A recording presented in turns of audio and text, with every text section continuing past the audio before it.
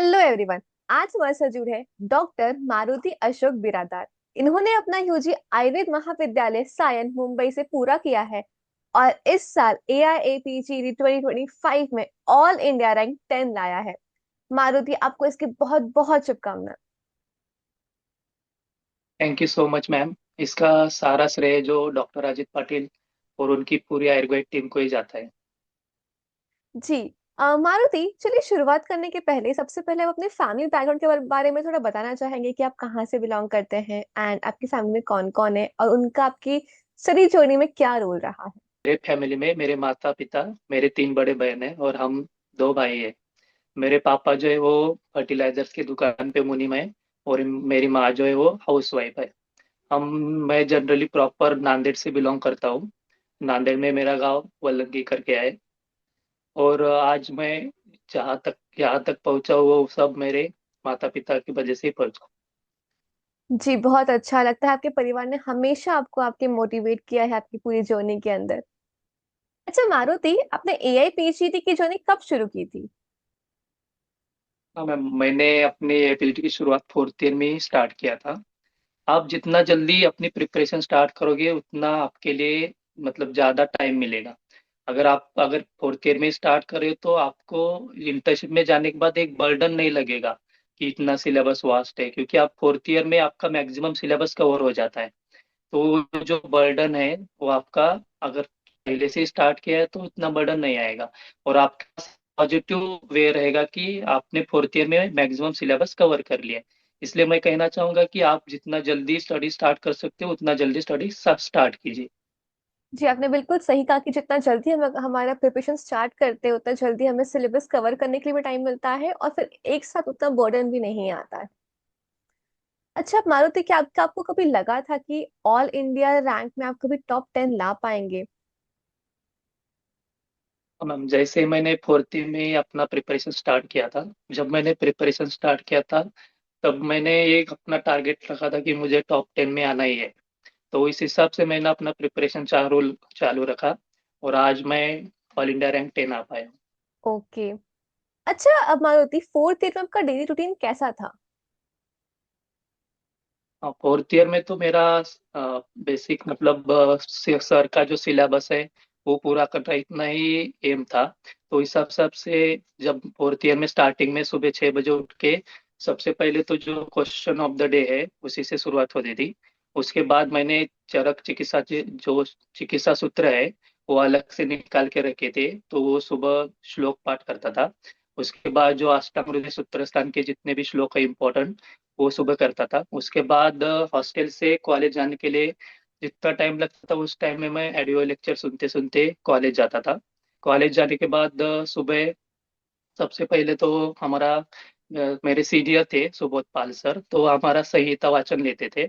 उसके बाद मेरा पोस्टिंग शुरू होता था, क्लिनिकल पोस्टिंग फोर्थ ईयर में। तो क्लिनिकल पोस्टिंग वो 1 बजे तक रहता था। तो उसका मुझे ये फायदा हुआ था कि जब अभी एग्जाम में देखो थी आप AIPGT एग्जाम में क्लिनिकल जो मॉडर्न के जो क्वेश्चन पूछ रहे हैं वो तो क्लिनिकल बेसिक क्वेश्चन पूछ रहे हैं। तो उस क्लिनिकल पोस्टिंग का मुझे बहुत फायदा हुआ एग्जाम में। उसके बाद 1 बजे से 4 बजे तक तो पूरे लेक्चर ही रहते थे। तो उसका मतलब ऐसा था कि वो लेक्चर होते तो वो तो सब सब्जेक्ट वाइज ही लेक्चर रहते। तो बाद में जब प्रिपरेशन के टाइम में जब रिवाइज करना होता है तो बहुत जन को ऐसा लगता है कि संहिता का रिवाइज करें या सब्जेक्ट वाइज रिवाइज करें। जो जब मैं कॉलेज में था तो सब्जेक्ट वाइज जो लेक्चर होते थे तो उसी से मेरा ये डर निकल गया था कि सब्जेक्ट वाइज भी अपने को बाद में करना पड़ेगा, तो उसका वो फायदा हुआ। जब 4 बजे के बाद कॉलेज छूटता था तो कॉलेज से हॉस्टल आने तक जितना टाइम था उतने में ही ऑडियो लेक्चर सुनते सुनते हॉस्टल तक आ जाता। फिर हॉस्टल में आ जाने के बाद थोड़ा रेस्ट करके फिर से पढ़ाई चालू होती थी। तो ये फिर जब रात को थोड़ा खाना खा के आधा घंटा टाइम में जो टेलीग्राम के क्वेश्चन रहते हैं वो सॉल्व कर लेता था। उसके बाद में जो बचा कुचा सिलेबस है वो कवर कर लेता था। ये डेली रूटीन फोर्थ ईयर में पूरा चालू किया। That is really inspiring actually कि आपने पूरे फोर्थ ईयर से ही एकदम डेडिकेटेडली अपने अपने प्रिपरेशन को किया था। आपने हर टाइम को एकदम प्रॉपरली यूटिलाइज करते हुए अपने आगे अपनी जर्नी को प्रिपेयर किया है। अच्छा मारुति, इंटर्नशिप के दौरान स्टडीज और हॉस्पिटल ड्यूटीज को आपने कैसे बैलेंस किया था? हाँ, ये तो सबके लिए प्रॉब्लम है। कि इंटर्नशिप में ड्यूटी रहती है और वो करके एक कभी कभी तो हेक्टिक ड्यूटी भी रहती है, तो लेक्चर कैसे करना था। तो मैंने उसको ऐसे मैनेज किया था कि इंटर्नशिप में जब मेरा पूरा ड्यूटी रहता था, तो मेरा जो इंटर्नशिप का सिविल ड्यूटी था वो मालाड में था, तो उधर मेरी ड्यूटी जो थी 24 आवर थी। मतलब एक दिन पूरा ड्यूटी रहता था और मुझे 2 दिन ऑफ मिलते थे। तो उस एक दिन तो कुछ टाइम ही नहीं मिलता था, ओपीडी रहती थी, इमरजेंसी आते थे। तो उसमें ऐसे मैंने किया था कि एक दिन में मुझे मुझे नहीं मिलेगा, ऐसे पहले से माइंडसेट रखा था कि मुझे यहाँ पे पढ़ने के लिए नहीं मिलेगा। जब दूसरे दिन मैं जाता था तो थोड़ा आराम करके फिर जो मेरे को 2 दिन मिल रहे, उस 2 दिन में मैं पूरा लेक्चर खत्म करता था। ओके, मतलब आपने इतनी हेक्टिक इंटर्नशिप के बावजूद आपने अपने प्रिपरेशन को कंटिन्यू रखा है, दैट इज रियली इंस्पायरिंग। अच्छा मारुति, हॉस्टल लाइफ में पढ़ाई करने के टाइम पे वो क्या क्या इश्यू आए थे और आपने उन्हें कैसे डील किया था? मेरा जो हॉस्टल था वो समाज कल्याण का हॉस्टल था वर्ली में। तो उधर जो है वो 10th standard, 12th standard, 11th standard और ऐसे मतलब इंजीनियरिंग, डॉक्टर्स, अभी सभी ब्रांच के स्टूडेंट्स वहाँ पे रहते थे। और उधर जो स्टार्ट में जो लाइब्रेरी था हमारा, वो भी मतलब इतना डेवलप नहीं था, सिर्फ 2 स्टूल और 2 बेंचेस ही थे। तो उधर बैठने में थोड़ा प्रॉब्लम रहता था। उधर ऐसा था कि जो पहले आके बैठा है वही उधर बैठेगा, बाकी दूसरे को उधर बैठने के लिए नहीं मिलता था। और जो रूम्स थे हॉस्टल के उधर, मतलब मेरे साथ में जो मेरे फ्रेंड्स थे वो भी प्रिपरेशन कर रहे थे, तो मतलब तो उनको डिस्टर्ब ना हो इसलिए मैं ज्यादा टाइम लाइब्रेरी में ही पढ़ाई करता था। अगर कभी लाइब्रेरी में बैठने के लिए जगह नहीं मिलता था तो बाजू में ही जिम था, तो उधर दोपहर को तो जिम खाली रहता था, तो मैं उधर जाके पढ़ लेता था। तो ऐसे उतना ज्यादा इशू कुछ नहीं आया। जब सर से हमने बात की थी ऐसे ऐसे इशू आ रहा है, तो सर ने एक बाद में नया लाइब्रेरी बना के दिया था। तो उधर कैपेसिटी बैठने के लिए बढ़ गई थी, तो बाद में कुछ इशू इतना नहीं आया था। तो अलग से टेबल था पढ़ने के लिए, तो उधर मैं अपने जितने भी स्टिकी नोट्स, वॉल चार्ट जितने थे वो मैं बना के उधर चिपका सकता था, तो उसके मुझे ज्यादा फायदा हुआ। जी, अगर हम लोग रिवीजन करने के लिए स्टिकी नोट्स का यूज करते हैं अपने आजू बाजू में जहां हम पढ़ाई कर रहे हैं, तो उसका हमें काफी अच्छा फायदा हो पाता है, बिकॉज वो हमें नजरों के सामने होता है, तो हमें काफी क्विकली रिवीजन हो पाता है। अच्छा मारुति, इंटर्नशिप के दौरान आपका डेली रूटीन क्या था?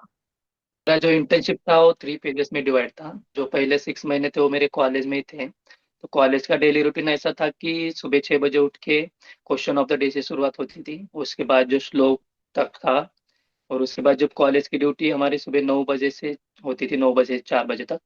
तो उसमें ड्यूटी में ऐसा था कि हमारा 8 या 9 जन का ग्रुप था, तो हमने सब डिपार्टमेंट वाइज जैसे आता था वैसे काम को डिवाइड किया था। मतलब सभी प्रिपरेशन कर रहे तो सबने एक डिसीजन लिया था कि हम काम सब डिवाइड करके करेंगे, ताकि हमको पढ़ने के लिए ज़्यादा टाइम मिले।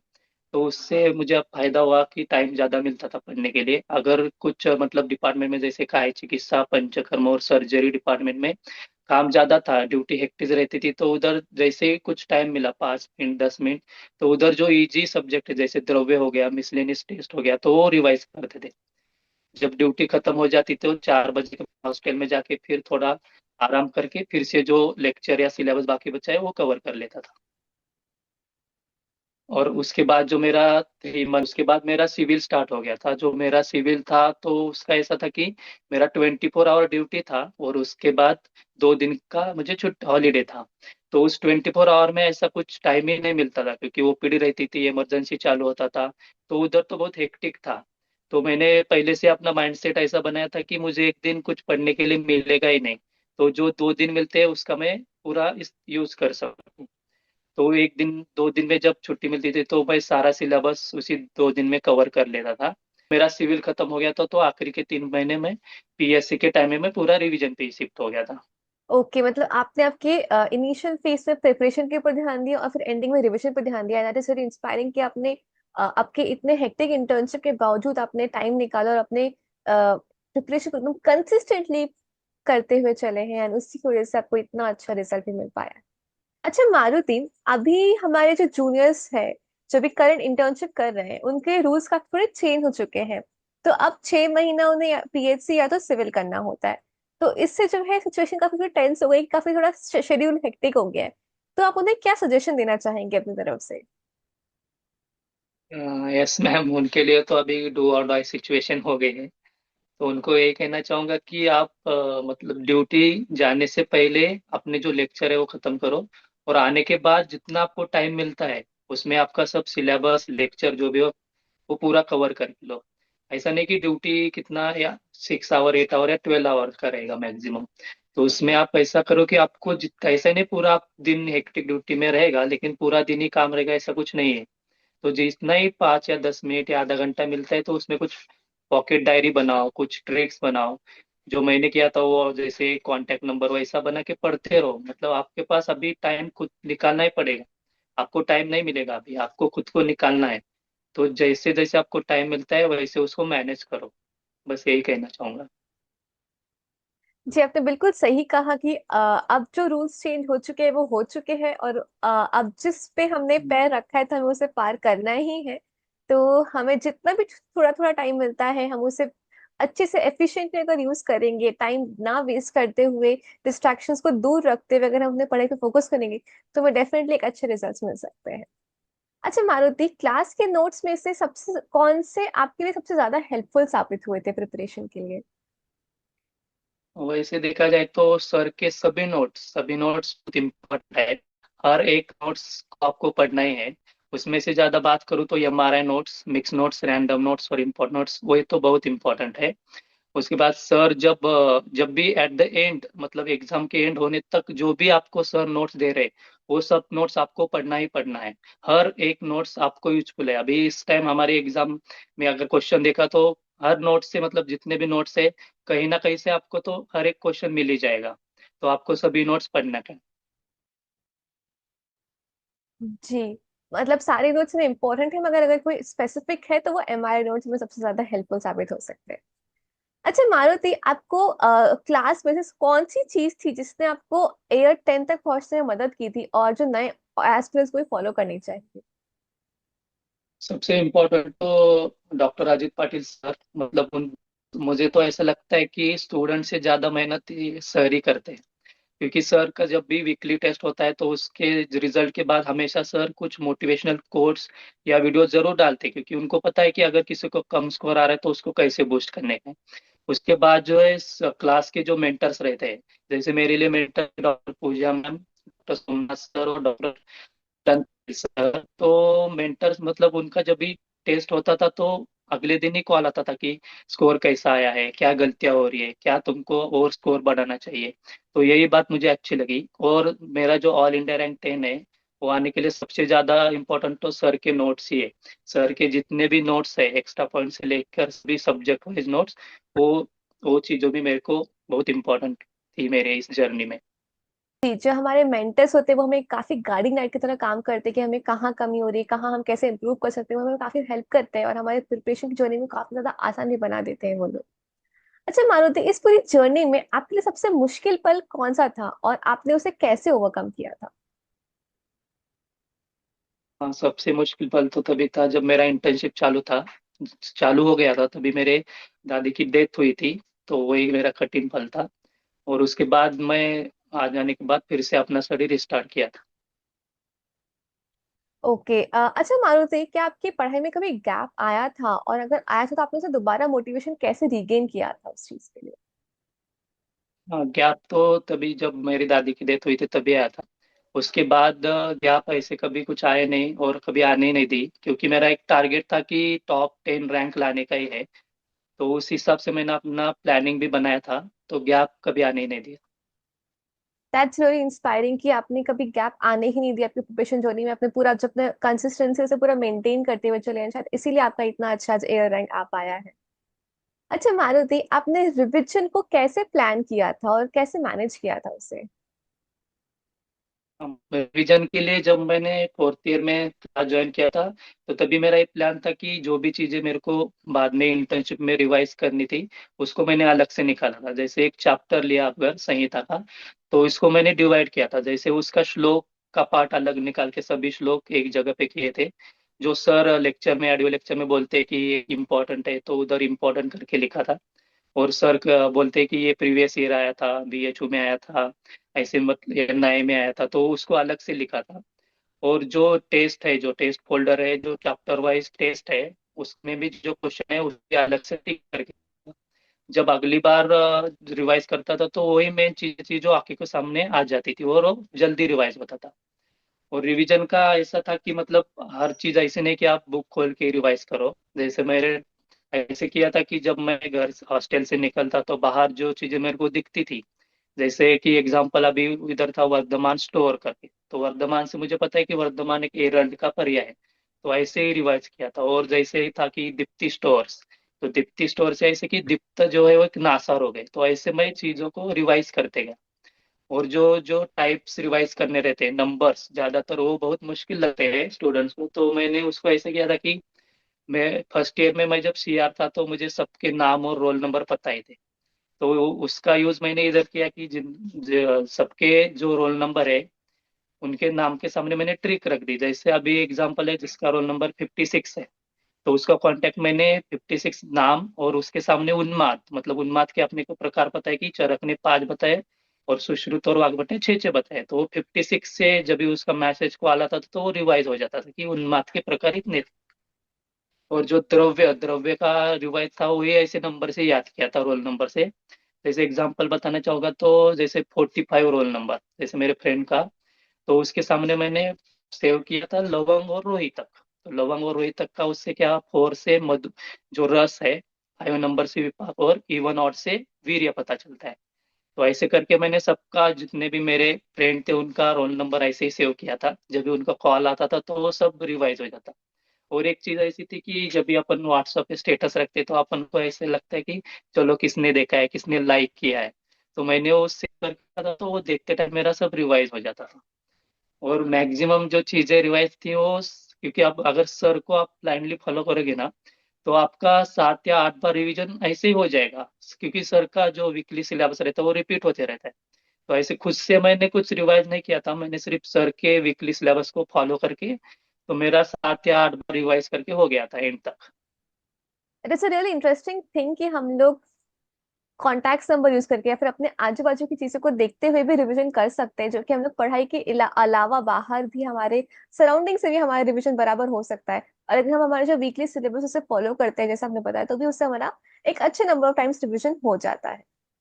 अच्छा मारुति, आ, बहुत से स्टूडेंट्स पीछे पढ़ाई छोड़ देते हैं, तो आपके केस में ऐसा क्या था जिसने आपको लास्ट तक एकदम कंसिस्टेंट रखा था अपनी पढ़ाई के लिए? तो जो फाइनेंशियल कंडीशन थी, वो जो मेरी फाइनेंशियल कंडीशन को मैंने जो वीकनेस थी उसी को मैंने अपनी ताकत माना था, और उस हिसाब से मैं पढ़ के कंसिस्टेंस पढ़ते रहा।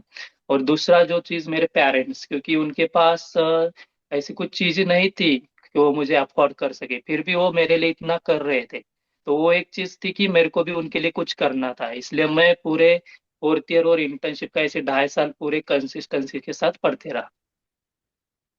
जी, अगर हमारे माता पिता हमारे लिए इतना करते हैं, वो उन्होंने हमें यहाँ तक पहुंचाया है, डॉक्टर बनाया है, तो उसकी आगे की जिम्मेदारी हमारी होती है कि हम उसे आगे के लेवल तक एक लेकर जाए। और वो आपने करके दिखाया है, वो भी एक इतने अच्छे रैंक के साथ। अब आप अपने ड्रीम कॉलेज में बिल्कुल जा पाए।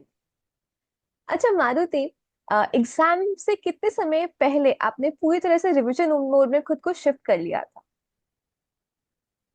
जब मेरा पीएससी चालू हो गया था तो लास्ट के 3 मंथ्स में मैं पूरा रिवीजन पे शिफ्ट हो गया था। ओके। क्या आपने सारे मॉक टेस्ट दिए थे क्या, और अगर हाँ तो आपने उनके फाइनल परफॉर्मेंस पे कि कैसे मेजर किया था कि मॉक टेस्ट कैसे जा रहे हैं आपके? यस मैम, सभी मॉक टेस्ट देते हैं, मतलब जो मॉक टेस्ट है वो काफी अपने एपीजीटी की एग्जाम को मैच करते हैं। और सर अपने एक्सपीरियंस के जो पेपर बनाते हैं ना उसको अपने जो पढ़ा है उसमें एक डायरेक्शन मिल जाता है। जैसे देखा जाए तो पढ़ने वाले स्टूडेंट्स बहुत है, लेकिन अगर आपको एक सही डायरेक्शन नहीं मिल रही है तो उस पढ़ाई का कुछ फायदा नहीं रहता। तो मेरे मॉक टेस्ट से मुझे जो एग्जाम में कॉन्फिडेंस बिल्ड हो गया था कि मेरा अच्छा रैंक आएगा। तो सभी मॉक टेस्ट आपको भी सभी मॉक टेस्ट देना चाहिए बस कम। कि आपने बिल्कुल सही कहा कि जो मॉक टेस्ट है वो हमारे जो ओरिजिनल एग्जाम को तो मिमिक करता है, तो हमें उसे काफी कॉन्फिडेंस आता है हमें एग्जाम प्रिपेयर करने के लिए, और उस डी दे के हमें काफी अच्छे से प्रिपेयर भी कर देता है। अच्छा, जो नए एस्पिरेंट्स जो एआईपीसी की तैयारी शुरू शुरू कर रहे हैं, उनके लिए आपका मेन मैसेज क्या होगा? मैं बस यही कहना चाहूंगा कि आप डॉक्टर अजित पाटिल सर को ब्लाइंडली फॉलो करो, आपका एक टारगेट रखो और उस हिसाब से कंसिस्टेंस पढ़ाई करते रहो। एक सिला बहुत जन को ऐसा लगता है कि सिलेबस बहुत वास्ट है, वास्ट है, वास्ट है, लेकिन सिलेबस वास्ट नहीं है, आपके जो डिस्ट्रैक्शन है उनको आपने बहुत स्ट्रांग किया है होगा। तो इस हिसाब से अपने को टाइम कम लगता है, लेकिन आपके पास टाइम बहुत है। उस टाइम को आप सही से यूज करो, तो आपको अपना जो सक्सेस है, आपका जो टारगेट है, आपका जो एम है, वो आपको मिल जाएगा। जी, आपने बिल्कुल सही कहा कि हम तो डिस्ट्रैक्शंस को काफी ज्यादा बना के रखा है, मेरे पास बहुत टाइम है और हम काफी अच्छे से प्रिपेयर कर सकते हैं। बस हमें जरूरत है हमें एक डिसिप्लिन तरीके से अपने प्रिपरेशन करने के लिए। अच्छा, thank you so much Maruti कि आप हमारे साथ जुड़े, अपना टाइम निकाल कर आए, हमारे एस्पिरेंट्स से अपनी स्ट्रैटेजीज को शेयर किया, उन्हें मोटिवेट किया और अपनी पूरी जर्नी को दिल खोल के शेयर किया। Thank you so much for that and all the very best for your future. मैं थैंक यू कहना चाहता हूँ मेरी फैमिली को, जिन्होंने मुझे बहुत सपोर्ट किया, और डॉक्टर अजीत पाटिल सर और पूरे आयुर्वेद टीम को, जिनके वजह से पूरा नामुमकिन था। और मेरे सभी टीचर्स कॉलेज के, मेरे seniors, specially doctor Datta sir और डॉक्टर बालू सर, और मेरे जो दोस्त है स्पेशली डॉक्टर ऐश्वर्या, इन सबको मैं बहुत बहुत धन्यवाद कहना चाहता हूँ।